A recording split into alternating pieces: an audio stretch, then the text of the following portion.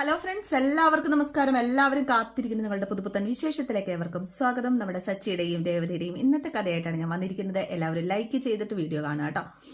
എന്തായാലും നമ്മുടെ സച്ചി വിടാൻ പറ്റില്ല എന്ന് SI തീർത്ഥം കൂടെ പറയാണ്. അപ്പൊ CI ചോദിച്ചു, അതെന്താ വിടാൻ പറ്റത്തില്ലാത്ത? അത് പോലീസുകാരെ തല്ലി. അപ്പൊ താൻ തല്ലിയടോ എന്ന് CI ചോദിച്ചു കഴിഞ്ഞപ്പോഴേക്കും, ഞാൻ തല്ലുവോ? ഞാൻ തല്ലിക്കഴിഞ്ഞാൽ ഇവർ ഇതുപോലെ ഇരിക്കുന്നു തോന്നുന്നുണ്ടോ സാറിന്? ആഹാ, അപ്പൊ നീ ചെറിയ പുള്ളി അല്ല അല്ലേ? എന്തായാലും ഏട്ടന്റെ കല്യാണമാണ് എന്ന് പറഞ്ഞത് കൊണ്ട് മാത്രം നിന്നെ ഞാൻ വിടാം. പക്ഷെ കല്യാണം കഴിഞ്ഞ് നീ ഇങ്ങോട്ടേക്ക് തന്നെ തിരിച്ചു വരണം. പിന്നെ എന്ത് ചെയ്യണമെന്ന് നമുക്ക് അപ്പം തീരുമാനിക്കാം എന്നിങ്ങനെ പറയാണ് CI. എന്നിട്ട് SIയോട് പറഞ്ഞു, താൻ കൂടെ പോകണം. എന്നിട്ട് കല്യാണം കഴിയുമ്പോൾ തിരിച്ചു കൊണ്ടുവരണം.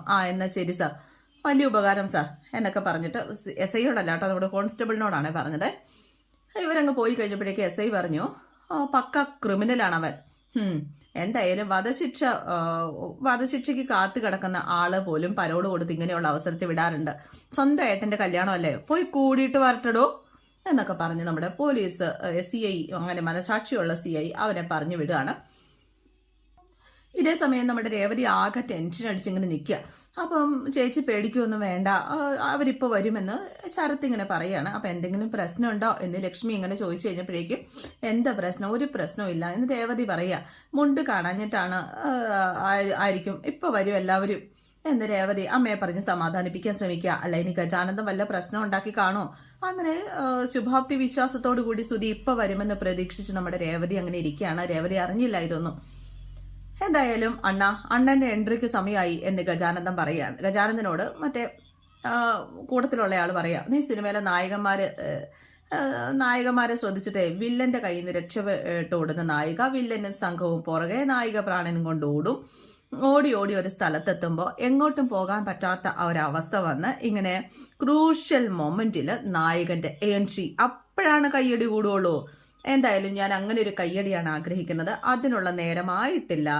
അതുകൊണ്ട് ഗജാനന്ദൻ കുറച്ചു നേരം കൂടി ഇങ്ങനെ കാക്കുകയാണ്. അപ്പോഴേക്കും നമ്മുടെ നായകനെത്തി. അങ്ങനെ നമ്മുടെ സച്ചി വരികയാണ്. സച്ചി വരുന്ന വഴിക്ക് സ്കൂട്ടറിലാട്ടോ വരുന്നത്. സച്ചി വരുന്ന വഴിക്ക് പോലീസുകാരൻ ചോദിച്ചു, നമുക്കൊരു നാരങ്ങ വെള്ളം കുടിച്ചാലോ എന്ന്. മറ്റേ വെള്ളമാണ് ഉദ്ദേശിച്ചത്. അപ്പോൾ ഇന്നത്തെ ദിവസം വേണ്ട സാറേ, എൻ്റെ ഏട്ടൻ്റെ കല്യാണം അല്ലേ. എന്നാ ഇന്ന് വേണ്ട, വിട്ടോ. അങ്ങനെ നായകൻ നമ്മുടെ മണ്ഡപത്തിലേക്ക് എത്തിയിട്ടുണ്ട്, അല്ലെങ്കിൽ ഓഡിറ്റോറിയത്തിലേക്ക് എത്തിയിട്ടുണ്ട്. എന്തായാലും നമ്മുടെ സച്ചി വന്നിങ്ങനെ അകത്തേക്ക് നോക്കുകയാണ്. ചെറുക്കൻ്റെ വീട്ടുകാരെ ആരെയും കാണാനില്ല. അപ്പോഴേക്ക് ഇവനിങ്ങനെ പരതി നോക്കുന്നത് നമ്മുടെ രേവതി കണ്ടുട്ടോ. രേവതി അന്തം വിട്ട് സച്ചി ഇങ്ങനെ നോക്കുക. എന്നിട്ട് പോലീസുകാരനോട് സച്ചി പറഞ്ഞു, സാർ ഇവിടെ നിന്നാൽ മതി, ഞാൻ എൻ്റെ വീട്ടുകാരെ ഒന്ന് കാണട്ടെ എന്നിങ്ങനെ പറഞ്ഞപ്പോഴേക്കും, വേഗം വേണം, നിന്റെ അടുത്തുനിന്ന് മാറാതെ ഇരിക്കാൻ എനിക്ക് എന്നൊക്കെ പറഞ്ഞ് നമ്മുടെ സച്ചി അകത്തേക്ക് കയറി പോവാണ്. അപ്പോഴേക്കും ഗജാനന്ദൻ സച്ചിയെ കണ്ടിട്ട്, അണ്ണാ ഇവൻ എങ്ങനെ തിരിച്ചെത്തി? ഇവൻ വല്ല കുഴപ്പമുണ്ടാക്കുവണ്ണാ എന്നൊക്കെ ഇങ്ങനെ ചോദിക്കുക. അറിയില്ല അവൻ എങ്ങനെ വന്നു എന്ന്, പക്ഷെ എന്താ സംഭവിക്കാൻ പോകുന്നതെന്ന് നമുക്ക് നോക്കാം. അങ്ങനെ നമ്മുടെ ഗജാനന്ദനും വെയിറ്റിംഗിലാണ്. രേവതി ആകെ സങ്കടപ്പെട്ട് ഇങ്ങനെ നിൽക്കുക കേട്ടോ. സങ്കടപ്പെട്ടല്ല, ടെൻഷൻ അടിച്ചു. കാരണം സച്ചി വന്നതുകൊണ്ട് ഒരു പന്തികേട് പോലെയൊക്കെ തോന്നി നമ്മുടെ രേവതിക്ക്. ഇതേ സമയം അകത്ത് ടെൻഷൻ അടിച്ച് നിൽക്കുകയാണ് ബാക്കി എല്ലാവരും, നമ്മുടെ സച്ചിന്റെ വീട്ടുകാര്. അല്ല, പെണ്ണു മണ്ഡപത്തിലെത്തിയല്ലോ, നിങ്ങളെന്താ ഇവിടെ വന്നിങ്ങനെ ഇരിക്കുന്നത്? സാധാരണ ചെറുക്കം വന്നതിന് ശേഷമല്ലേ പെണ്ണെത്തണത് എന്നൊക്കെ ചോദിച്ചുകൊണ്ട് നമ്മുടെ സച്ചി അങ്ങോട്ടേക്ക് ചെല്ലുക. ആരും ഒന്നും മിണ്ടുന്നില്ല. എന്താരും ഒന്നും മിണ്ടാത്തേ? അവനെവിടെ സുധി എന്നൊക്കെ ഇങ്ങനെ ചോദിക്കുക കേട്ടോ. ആരും ഒന്നും മിണ്ടുന്നില്ല. അച്ഛാ, സുധി എവിടെന്ന്? അവൻ നമ്മളെ ചതിച്ചു മോനെ എന്ന് പറഞ്ഞു. എന്നോട് അവൻ ഇങ്ങനെ ചെയ്യുന്നു ഞാൻ ഒരിക്കലും വിചാരിച്ചില്ല. അപ്പൊ എന്ത് പറ്റി എന്ന് സച്ചി ഇങ്ങനെ ചോദിക്കുകയാണ്. അപ്പൊ ഇത് വായിച്ചു നോക്കുക എന്നും പറഞ്ഞിട്ട് മുത്തശ്ശി കൊടുക്കുക കേട്ടോ. അവൻ എഴുതിയതാണെന്നും പറഞ്ഞ് നമ്മുടെ സച്ചി അത് വായിച്ചു നോക്കി. തലയും കുടിച്ചു പിടിച്ച് സച്ചിയുടെ അമ്മ നിപ്പുണ്ട്. സച്ചി ഇത് വായിച്ച പഠിച്ചിരിക്കുകയാണ്, പൊട്ടിച്ചിരിക്കുകയാണ് കേട്ടോ. സച്ചിയുടെ ചിരി കണ്ടോട്ട് ചന്ദ്രമതിക്ക് ദേഷ്യമൊക്കെ വരുന്നുണ്ട്. സച്ചി ഇങ്ങനെ ചിരിച്ച് തന്റെ അമ്മയെ തന്നെ നോക്കിയത്. അപ്പൊ അവൻ തനി സ്വഭാവം കാണിച്ചു അല്ലേ? എനിക്ക് അപ്പോഴേ സംശയം ഉണ്ടായിരുന്നു അവനെ. ട്രിപ്പിൾ PG കാരൻ, +2 മാത്രം പഠിച്ച പെണ്ണിനെ കെട്ടാൻ എന്തുകൊണ്ടാണ് ഇങ്ങനെ സമ്മതിച്ചതെന്ന്. ഇപ്പോഴല്ലേ എല്ലാം മനസ്സിലായത്. ഗുഡ് ഹെൻസ്, അവനെല്ലാം നേരത്തെ സെറ്റ് ചെയ്ത് വെച്ചായിരുന്നു. ഈ കല്യാണം അവനൊരു മറ മാത്രമായിരുന്നു എന്നൊക്കെ സച്ചി ഇങ്ങനെ പറയുന്നത് കേട്ട് നെഞ്ചു കലങ്ങി നിൽക്കുക. അച്ഛാ, കാശ് അവൻ കൊണ്ടോയോ? 50 ലക്ഷം. അപ്പോഴേക്കും രവീന്ദ്രൻ പറഞ്ഞു, കാശിന് വേണ്ടിയിട്ട് തന്നെ അവൻ ഈ കല്യാണത്തിന് സമ്മതിച്ചത്, അത് തന്നെ എന്ന് പറഞ്ഞ് ഈ കല്യാണത്തിന് സമ്മതം മൂളിയില്ല എങ്കിൽ അച്ഛന് 50 ലക്ഷം കൊടുത്തില്ലെങ്കിലോ എന്ന് അവൻ ഭയന്നു. ബുദ്ധിമാനാണ് അവൻ, ബുദ്ധിമാൻ. അമ്മ വളർത്തിയ മോൻ ഇത് ചെയ്തില്ലെങ്കിലേ അത്ഭുതമുള്ളൂ എന്നിങ്ങനെ പറയാട്ടോ. അപ്പൊ ചന്ദ്രമതി തലയും കുനിച്ചു പിടിച്ചിങ്ങനെ നിൽക്കുക. അമ്മ എപ്പോഴെങ്കിലും എൻ്റെ മുന്നിലൊന്ന് തോറ്റു കാണണമെന്ന് ഞാൻ ആഗ്രഹിച്ചിട്ടുണ്ട്. ഒരു തവണയല്ല, പല തവണ ഞാൻ ആഗ്രഹിച്ചിട്ടുണ്ട് എന്ന് സച്ചി ഇങ്ങനെ പറയാട്ടോ. അപ്പോഴും ചന്ദ്രമതി ഒന്നും മിണ്ടുന്നില്ല. സുധിയെയും എന്നെയും താരതമ്യം ചെയ്ത് അമ്മ എന്നെ പരിഹസിക്കുമ്പോൾ ഹൃദയം നൊന്ത് പലതവണ ഞാൻ ചിന്തിച്ചിട്ടുണ്ട്. എന്നെങ്കിലും ഒരിക്കൽ നിങ്ങളുടെയൊക്കെ മുന്നിൽ തലയുയർത്തി നിൽക്കാൻ പറ്റുന്ന ഒരവസരം എനിക്ക് ഉണ്ടാകണമെന്ന് മനസ്സൊരുക്കി പ്രാർത്ഥിച്ചിട്ടുമുണ്ട്. പക്ഷെ ഇത് അമ്മയ്ക്ക് ഇതുപോലൊരു തോൽവി അത് വേണ്ടിയിരുന്നില്ല. ഇങ്ങനൊരു ജയം എനിക്കും വേണ്ടിയിരുന്നില്ല എന്ന് സച്ചി ഇങ്ങനെ പറയാട്ടോ. നമ്മുടെ ഇവളൊന്നും മിണ്ടുന്നില്ല കേട്ടോ. സുധിയെ ഞാൻ മനസ്സിലാക്കിയതുപോലെ നിങ്ങൾ ആരും മനസ്സിലാക്കിയിട്ടില്ല.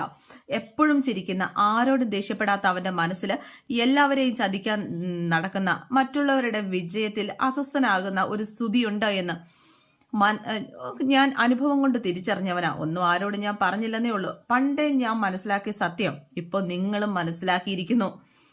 അവൻ ചതിയനാണ്, ചതിയൻ. ചന്ദ്രമതി ടീച്ചർക്ക് ഒന്നും പറയാനില്ല കേട്ടോ.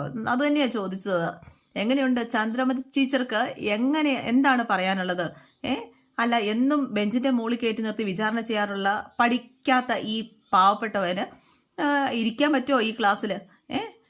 മുൻ ബെഞ്ചുകാരൻ ചതിച്ചിട്ട് പോയില്ലേ, ഇനി പിൻ ബെഞ്ചുകാരൻ ഒന്ന് ഇരുന്നോട്ടെ എന്നൊക്കെ ചോദിച്ച് ചന്ദ്രമതിയെ കളിയാക്കുക. എൻ്റെ അച്ഛനെ കുറിച്ച് ഓർക്കുമ്പോൾ എനിക്ക് നല്ല വിഷമമുണ്ട്. ആരുടെ മുന്നിലും അച്ഛൻ ഇതുവരെ തോറ്റിട്ടില്ലായിരുന്നു. ഇതുവരെ ആ അച്ഛനെയാണ് അവൻ പറ്റിച്ചത്. നമ്മുടെ രവീന്ദ്രൻ ഒന്നും മിണ്ടാതെ സങ്കടപ്പെട്ട് ഇങ്ങനെ നിൽക്കുക. പെണ്ണിനൊപ്പം പോയതിലല്ല അച്ഛ, ആ 50 ലക്ഷം കൊണ്ടുപോയതിലാ എൻ്റെ സങ്കടം എന്ന് സച്ചി ഇങ്ങനെ പറയാട്ടോ. എത്ര കൊല്ലത്തെ അച്ഛൻ്റെ അധ്വാനം അത്. ചന്ദ്രമതി ഫ്രൂട്ട് പ്രോഡക്ട്സ് അതിന്റെ MD അതാ നിൽക്കണു എന്നൊക്കെ പറഞ്ഞ് നമ്മുടെ ചന്ദ്രമതിയെ കളിയാക്കുകയാണ്. എന്നിട്ടും ചന്ദ്രമതി ഒന്നും മിണ്ടുന്നില്ല. എന്തായാലും സച്ചി ചന്ദ്രമതിക്ക് അരികിലേക്ക് ചെന്നു. അമ്മ എന്താ പറഞ്ഞത്? അവന്റെ കമ്പനിയിൽ എനിക്ക് ഡ്രൈവർ പണി മേടിച്ചു തരാന്നല്ലേ? ആ പണി എനിക്ക് വേണോ അമ്മേ? അന്തസ് തന്നെയാ അത്, അന്തസ്. അമ്മയ്ക്കത് മേടിച്ചു തരാൻ പറ്റുമോ? ഇല്ല അല്ലേ? അവൻ അമ്മയെ പോലും ചതിച്ചിരിക്കുന്നു. ഇനി അവൻ എവിടെയുണ്ടെന്ന് മഷിയിട്ട് നോക്കിയാൽ പോലും കണ്ടുപിടിക്കാൻ പറ്റില്ല. അത്ര വിദഗ്ധനാണവൻ. വിദഗ്ധൻ. ചതിയിൽ ഇത്രയധികം വിദഗ്ധനായ മറ്റൊരാളില്ല. എന്നിട്ട് അച്ഛമ്മയുടെ അരികിലേക്ക് അവിടെ സച്ചി ചെല്ലാണ്. എന്നിട്ട് പറഞ്ഞു, എന്നെ അച്ഛമ്മ വളർത്തിയത് എന്തുകൊണ്ട് നന്നായി. അമ്മയാണ് വളർത്തിയതെങ്കിൽ ഇതിലും വലിയ തോന്നിവാസം ഞാൻ ചെയ്തേനെ. നമ്മുടെ ചന്ദ്രമതിക്ക് അടിയായിരുന്നു ഇതൊക്കെ. വളർത്തു ഗുണവും വളർത്തു ദോഷവുമുണ്ട്. അച്ഛമ്മ വളർത്തു ഗുണമാണ് ഞാന്, അച്ഛമ്മയുടെ വളർത്തു ഗുണം. എൻ്റെ അമ്മയുടെ വളർത്തു ദോഷം എൻ്റെ അമ്മയുടെ വളർത്തു ദോഷം അച്ഛൻ്റെ 50 ലക്ഷം കൊണ്ട് മുങ്ങി.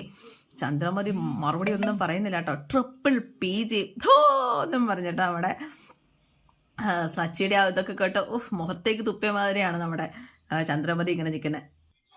ഇതേ സമയം നമ്മുടെ ഗജാനന്ദൻ എരുതിയിൽ എണ്ണ ഒഴിക്കാൻ മണ്ഡപത്തിലേക്ക് കയറിയിട്ടുണ്ട്. എന്താ ലക്ഷ്മി എടുത്തി, പയ്യൻ പോയിട്ട് ഇതുവരെ വന്നില്ലേ? എന്താ, എന്തെങ്കിലും പ്രശ്നം ഉണ്ടെ പറഞ്ഞോ, ഞാൻ ഇടപെടാം. അപ്പൊ തന്റെ സഹായമൊന്നും ആർക്കും വേണ്ട എന്ന് ദേവികയും ദേവതയും പറഞ്ഞപ്പോഴേക്കും ഞാനിവിടെ തന്നെ കാണും, ദേ ആ ഭാഗത്ത് ഞാനിവിടെ തന്നെ ഉണ്ടാകും എന്നൊക്കെ പറഞ്ഞിട്ട് നമ്മുടെ ഗജാനന്ദൻ അങ്ങ് ഇറങ്ങിപ്പോവാണ്. വൃത്തികെട്ടവൻ എന്ന് നമ്മുടെ ദേവികയും രേവതിയൊക്കെ ഇങ്ങനെ മനസ്സിലിങ്ങനെ ഓർക്കുകയാണ്. എന്നിട്ട് ഗജാനന്ദൻ ആ സീറ്റേ പോയി ഇങ്ങനെ ഇരിക്കുക.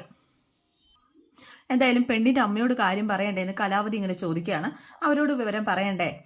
അപ്പോഴേക്കും പറയാം, നമുക്ക് പറയാം എന്ന് രവീന്ദ്രൻ ഇങ്ങനെ പറയാണ്. അപ്പോൾ നമ്മുടെ സച്ചി പറഞ്ഞു, അച്ഛന് പറയാൻ ബുദ്ധിമുട്ടുണ്ടെങ്കിൽ ഞാൻ പറയാം.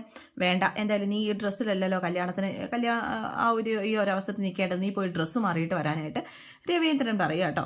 എന്നിട്ട് നമ്മുടെ കൂട്ടുകാരനെ എന്തോ കണ്ണ് കാണിക്കുന്നുണ്ട് രവീന്ദ്രൻ. അപ്പോഴേക്കും കൂട്ടുകാരൻ സച്ചിയെ വിളിച്ചുകൊണ്ട് പോവാ. വാ മോനെ. അല്ല, ഞാനിവിടെ വേണ്ടേ? വേണം. അതിനു മുമ്പ് നീ ഈ ഡ്രസ്സൊക്കെ ഒന്ന് മാറ്. കല്യാണമൊക്കെ അല്ലേ? അല്ല, ഇനി എന്ത് കല്യാണം? അതൊക്കെ പറയാം, നീ ഇങ്ങോട്ട് വാ, നീ വാന്ന് എന്നും പറഞ്ഞിട്ട് സച്ചിയും കൂട്ടിക്കൊണ്ട് അങ്ങോട്ട് പോവാട്ടോ. അപ്പൊ നമ്മുടെ സച്ചി കല്യാണ ചെറുക്കനാകാൻ പോവാട്ടോ. നമ്മുടെ കലാവതി ആണെങ്കിൽ, രവി അങ്ങോട്ട് ചെന്ന് പറയുന്നതല്ലേ മാന്യത, പറയണ്ടേ നമുക്ക് ചെന്ന് എന്ന് കലാവതി ഇങ്ങനെ ചോദിക്കുക. നിനക്ക് ഒറ്റയ്ക്ക് പോകാൻ മടിയുണ്ടെങ്കിൽ ഞാനിവിടെ വരാം.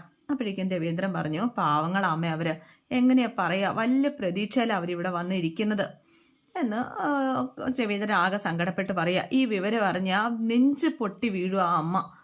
അപ്പൊ ചന്ദ്രമതി ചോദിച്ചു, എന്ന് വെച്ചിട്ട് പറയാതിരിക്കാൻ പറ്റുമോ? നമ്മുടെ ആരുടെയും കുറ്റമൊന്നും അല്ലല്ലോ. അതെ, കുറ്റം തന്നെയാണ്, നിന്റെ കുറ്റം എന്ന് രവീന്ദ്രൻ പറയാ.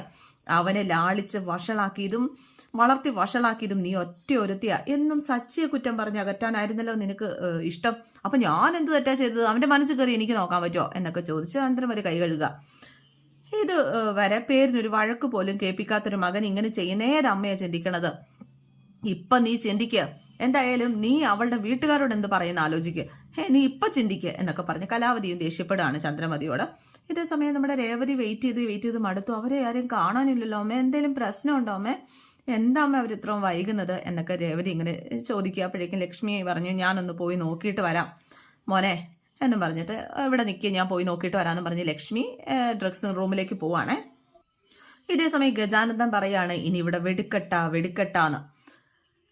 ഇതേ സമയം ഉണ്ടല്ലോ നമ്മുടെ രവീന്ദ്രൻ ശ്രീകാന്തിനോട് പറയാണ്, മോനെ ഒരു കാര്യം ചെയ്യുക, നീ രേവതി അമ്മയൊക്കെ പോയി വിളിച്ചിട്ട് വാ, അവരോട് കാര്യങ്ങളൊക്കെ നമുക്ക് പറയണം. അപ്പോൾ ശ്രീകാന്ത് പറഞ്ഞു, ഞാൻ പോയി വിളിച്ചിട്ട് വരാം, എന്തായാലും ഇവിടെ നടന്നതൊന്നും പറയണ്ട, ഞാൻ പറഞ്ഞോളാം. അപ്പോൾ ശ്രീകാന്ത്, ഞാൻ പോയി വിളിച്ചിട്ട് വരാം. അപ്പോൾ നീ എന്താടാ പറയാൻ പോണത്, എന്ത് പറഞ്ഞ് ഇങ്ങോട്ട് വിളിക്കാൻ പോണത് എന്നൊക്കെ ചന്ദ്രമതി ചോദിച്ചപ്പോൾ ശ്രീകാന്ത് പറഞ്ഞതൊക്കെ ഞാൻ പറഞ്ഞോളാം എന്നൊക്കെ പറഞ്ഞിട്ട് നമ്മുടെ ശ്രീകാന്ത് അങ്ങോട്ട് പോവാട്ടോ. അപ്പോൾ കലാവതി പറഞ്ഞു, ഇനി എന്തായാലും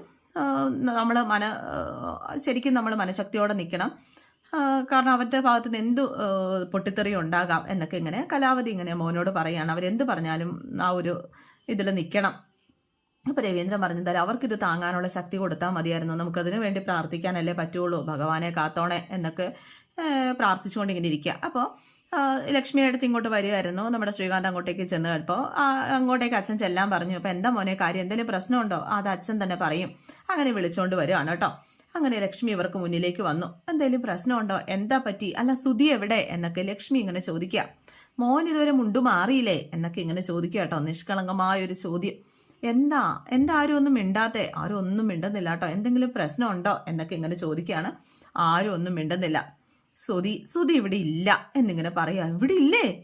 അപ്പോൾ ഇല്ല, പോവേ എങ്ങോട്ട് പോയി എന്നൊക്കെ ചോദിച്ചുകൊണ്ട് ലക്ഷ്മി ആകെ സങ്കടപ്പെട്ട്. ലക്ഷ്മിക്ക് എന്തോ ഒരു പന്തികേട് മനസ്സിലായി. എന്തൊക്കെയാ നിങ്ങൾ ഈ പറയണത്, മുഹൂർത്തം ആവാറായി, സുധി എങ്ങോട്ട് പോയിന്നാ? ഇവിടെ മുണ്ട് മാറി എടുക്കാനുണ്ടെന്നാണല്ലോ സുധിയുടെ അമ്മ പറഞ്ഞത്, അതോ വീട്ടിൽ നിന്ന് എടുക്കാൻ മറന്നതാണോ, വീട്ടിലേക്ക് പോയിരിക്കുകയാണോ? അങ്ങനെയാണെങ്കിൽ നമുക്ക് മുണ്ട് വേറെണ്ണോ റെഡിയാക്കാറുന്നല്ലോ എന്നൊക്കെ പറഞ്ഞു കഴിഞ്ഞപ്പോഴേക്കും അവൻ മുണ്ട് മേടിക്കാൻ വേണ്ടി പോയതല്ല എന്ന് രവീന്ദ്രൻ പറയുക. പിന്നെ എന്തിനാ അവൻ പോയത്? വെപ്രാളപ്പെട്ട് നമ്മുടെ ലക്ഷ്മി ഇങ്ങനെ ചോദിക്കട്ടെ, എന്തിനാ അവൻ പോയത്? അവൻ ഈ കല്യാണം ഒഴിഞ്ഞു, അവൻ ഈ കല്യാണം വേണ്ട എന്ന് പറഞ്ഞതും ലക്ഷ്മിയുടെ തലയിൽ ഇടത്തേ വീഴുന്ന പോലെയാണ് ഈ വാക്കുകൾ കേട്ടത്. അവൻ ഇഷ്ടമുള്ള വേറൊരു പെൺകുട്ടിയായിട്ടാ പോയത് എന്ന് പറഞ്ഞു കഴിഞ്ഞപ്പോഴേക്കും നുണയാ നിങ്ങൾ ഈ പറയുന്നത്, ഒരിക്കലും അങ്ങനെയൊന്നുമല്ല. അങ്ങനെ ആരെങ്കിലുമൊക്കെ ചെയ്യോ, അത് ഈ സമയത്ത് എന്നാ നേരത്തെ പറയില്ലായിരുന്നോ? ഇന്നത്തെ ദിവസം സുധിക്ക് എന്ത് സംഭവിച്ചത്? വെറുതെ എന്നെ പേടിപ്പിക്കുക, എന്നെ പറ്റിക്കുക അല്ലേ എന്നൊക്കെ ചോദിച്ച ലക്ഷ്മി കരയോ വെപ്രാളം പിടിക്കുവോ ഒക്കെ ചെയ്യാം. നിങ്ങളുടെ തമാശയൊന്നും താങ്ങാനുള്ള ശക്തിയൊന്നും എനിക്കില്ല, ആ ദുരന്തം താങ്ങാൻ പറ്റാതെ നിൽക്കുന്ന ഒരു സമയമാണിത് എന്നൊക്കെ പറഞ്ഞുകൊണ്ട് നമ്മുടെ ലക്ഷ്മി ആകെ സങ്കടപ്പെട്ട് വിളിക്ക് സുധിയെ, അവനെ വിളിക്കുക, അവൻ വരട്ടെ, എൻ്റെ മോൾ അവിടെ കാത്തിരിക്കുക, അവനോട് വരാൻ പറ എന്നൊക്കെ ഇങ്ങനെ പറയുകയാണ്. അപ്പോഴേക്കും നമ്മുടെ കലാവതി പറഞ്ഞു, രവി പറഞ്ഞത് മൊത്തം സത്യമാണ്, അവൻ ഇവിടെ ഇല്ല, അവൻ പോയി, അവൻ അങ്ങനെ ചെയ്യുവോ? അവൻ അങ്ങനെ ചെയ്തു എന്ന് ചന്ദ്രമതി ഇങ്ങനെ പറയുക കേട്ടോ. നമ്മുടെ ലക്ഷ്മി ഒരൊറ്റ കാർച്ചയായിരുന്നു, പൊട്ടിക്കരയെ അവിടെ നിന്ന്. എന്തായാലും ആ മണ്ഡപത്തിന്റെ വെളിയിലേക്ക്, അതായത് ഓഡിറ്റോറിയത്തിനുള്ളിലേക്ക്, ആ ഒരു ഡ്രസ്സിംഗ് റൂമിൽ നിന്ന് ഓഡിറ്റോറിയത്തിലേക്ക് വന്നിട്ടാണ് ലക്ഷ്മി കരയുന്നത്. എൻ്റെ മോളോട് ഞാനിങ്ങനെ പറയും. അപ്പം എല്ലാവരും ചെറുക്കൻ്റെ വീട്ടുകാരൊക്കെ ലക്ഷ്മിയുടെ കൂടെ ഇങ്ങോട്ട് വന്നു. അപ്പം അമ്മ നിന്ന് കരയുന്നതൊക്കെ രേവതി അവിടെ നിന്ന് കാണുകയാണ് കേട്ടോ. ഏറ്റവും പുറകിലാണ് ഇവർ, ഏറ്റവും ആ സ്റ്റേജിൽ നിന്ന് അമ്മ കരയുന്നൊക്കെ കാണുക. അപ്പോൾ നമുക്ക് സംസാരിക്കാം എന്നൊക്കെ. എന്ത് സംസാരിക്കാനാ ഇനി, നിന്ന് നുപ്പിലങ്ങ് മരിച്ചു പോയാൽ മതി, എൻ്റെ മോളോട് ഞാൻ ഇനി എന്ത് പറയും എന്നൊക്കെ ഇങ്ങനെ പറഞ്ഞ് നമ്മുടെ ലക്ഷ്മിയോ കരച്ചിൽ. എൻ്റെ മോൾ ഒരുങ്ങിയിരിക്കുന്ന കണ്ടില്ലേ, എൻ്റെ മോളോട് ഞാൻ എങ്ങനെ പറയും എന്നൊക്കെ പറഞ്ഞിട്ട് ലക്ഷ്മി കരയുക. എന്തായാലും നമ്മുടെ രേവതി അവിടെ മണ്ഡപത്തിൽ നിന്ന് ഇറങ്ങി. അമ്മയുടെ ഈ ഒരു അവസ്ഥ കണ്ടിട്ട് രേവതിയുടെ അനിയത്തിയും അതുപോലെ അനിയനും ഒക്കെ മണ്ഡപത്തിൽ നിന്ന് ഇറങ്ങി അമ്മയുടെ അരികിലേക്ക് വരികയാണ്. അപ്പം എല്ലാവരും പുറകിലേക്ക് പോവുക. പുറകിലേക്ക് എല്ലാവരും തിരിഞ്ഞു നോക്കുക, എന്താ സംഭവിച്ചെന്ന് മനസ്സിലാവാതെ. ഗജാനന്ദൻ ഇരുന്ന് ചിരിക്കുന്നുണ്ട്. എന്തോ പന്തികേടുണ്ടെന്ന് ഗജാനന്ദന് മനസ്സിലായി. അപ്പോഴേക്കും അമ്മ എന്താ പറ്റിയെന്ന് ചോദിച്ചു കഴിഞ്ഞപ്പോഴേക്കും, നശിച്ചു മോളെ, നശിച്ചു, എല്ലാം നശിപ്പിച്ചു, നമ്മൾ ഇനി എങ്ങനെ നാട്ടുകാരുടെ മുഖത്ത് നോക്കും? അപ്പോഴേക്കും എന്താ ഉണ്ടായെന്ന് പറ, ഞാൻ എങ്ങനെ പറയും, എൻ്റെ മോളിനി അതെങ്ങനെ സഹിക്കും? അപ്പം അമ്മ കരയാതെ കാര്യം പറ എന്ന് ശരത്ത് ഇങ്ങനെ ചോദിക്കുക. എന്താ ശ്രീ പ്രശ്നം, എന്തിനാ എൻ്റെ അമ്മ കരയുന്നത്? അത് പിന്നെ എന്നൊക്കെ പറഞ്ഞിട്ട് നമ്മുടെ ശ്രീയിൽ നിന്ന് ബബ്ബ വയ്ക്കുക. അപ്പോഴേക്കും രവീന്ദ്രൻ പറഞ്ഞു, ഞാൻ പറയാം, ഒരു ചതി പറ്റി, എൻ്റെ മോൻ എന്നെ ചതിച്ചു. സുധീന്ദ്രൻ, അവൻ നമ്മളെ എല്ലാവരെയും വഞ്ചിച്ചു. അവൻ പോയി, അവൻ ഇഷ്ടപ്പെടുന്ന മറ്റൊരു പെണ്ണിനൊപ്പം പോയി. ഒരു ഞെട്ടലോട് കൂടിയിട്ടാട്ടോ നമ്മുടെ അവളും ഇത് കേൾക്കുന്നത്, നമ്മുടെ രേവതി ഇത് കേൾക്കുന്നത് ഞെട്ടിത്തരിച്ചിങ്ങനെ നിൽക്കുക. അപ്പോൾ ഇന്നത്തെ എപ്പിസോഡ് ഇവിടെ അവസാനിക്കാനാട്ടോ. See okay, thank U.